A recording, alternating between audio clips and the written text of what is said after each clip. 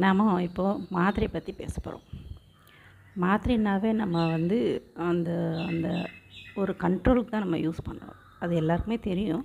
But எப்படி control பண்ணுறது, எந்த அளவுக்கு யூஸ் பண்ணுறது, இதெல்லாம் தெரியாது. இதெல்லாம் நம்ம இந்த 40 to 50 இயர்ஸ்க்குள்ளே நம்ம அதை பற்றி நல்லா தெரிஞ்சு வச்சுக்கிட்டா நம்ம பாடி வந்து நம்ம கண்ட்ரோல், நம்ம எவ்வளோ நாள் வாழணுங்கிறது நம்ம கண்ட்ரோல். ஸோ நம்ம மாத்திரை பற்றி ஃபஸ்ட் தெரிஞ்சுக்கலாம். அதுக்கு முன்னாடி என்னுடைய சேனலை சப்ஸ்கிரைப் பண்ணுங்கள். மாத்திரைனால் நமக்கு பல டிசீஸ் குறைஞ்சிருக்கு. அது சில டிசீஸ்லாம் காணாமலே போயிருக்கு சொல்லப்போனால்.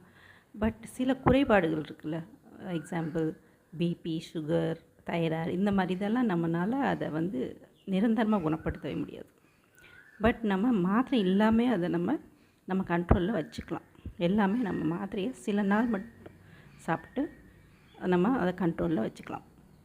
அந்த தொடர்ந்து சாப்பிட்றாங்களா அவங்களுக்கெல்லாம் என்ன ஆகும்னா சில சைடு எஃபெக்டெல்லாம் வரும்.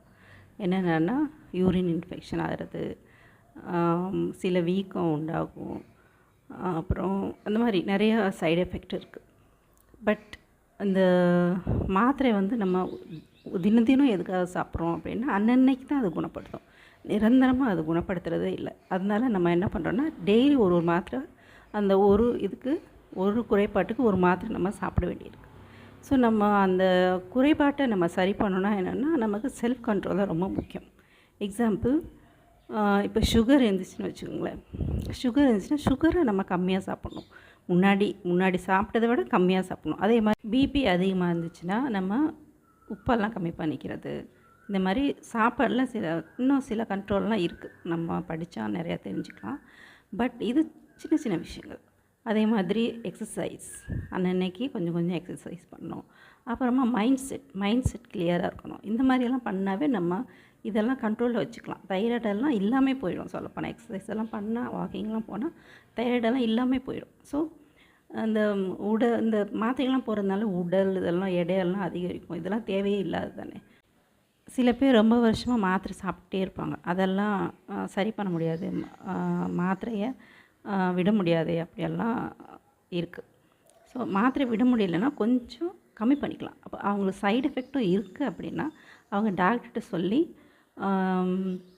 வேறு மாத்திரை எழுதி தர சொல்லலாம். ஸோ அந்த மாதிரி பண்ணால் அந்த சைடு எஃபெக்ட் இருக்குல்ல, அது கொஞ்ச நாளைக்கு இல்லாமல் இருக்கும். கொஞ்சமாக குறைஞ்சிரும் கூட.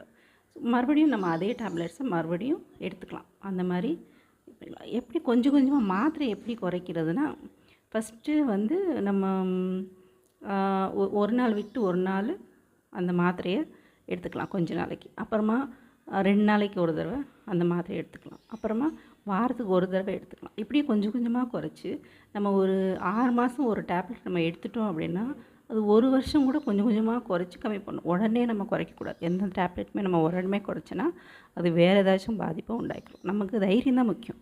ஏதாச்சும் ஒன்றத்தை நம்ம ஸ்டாப் பண்ணணும், நம்ம வேணாம் அப்படின்னு விடணும்னா நமக்கு முக்கியமாக தைரியம் தான் முக்கியம். நிறைய பேர் பயமுறுத்துவாங்க, அதாயிடும் இதாயிடும் அப்படின்லாம் சொல்லி பயமுறுத்துவாங்க. பட் அதெல்லாம் தேவையில்லை. நான் 2 மாத்திரையை ஸ்டாப் பண்ணியிருக்கேன். தைராய்டு அண்ட் பிபி 2யுமே ஸ்டாப் பண்ணியிருக்கேன். ஸோ அதனால தான் இந்த தைரியத்தில் நான் சொல்லிகிட்ருக்கேன். ஓகே.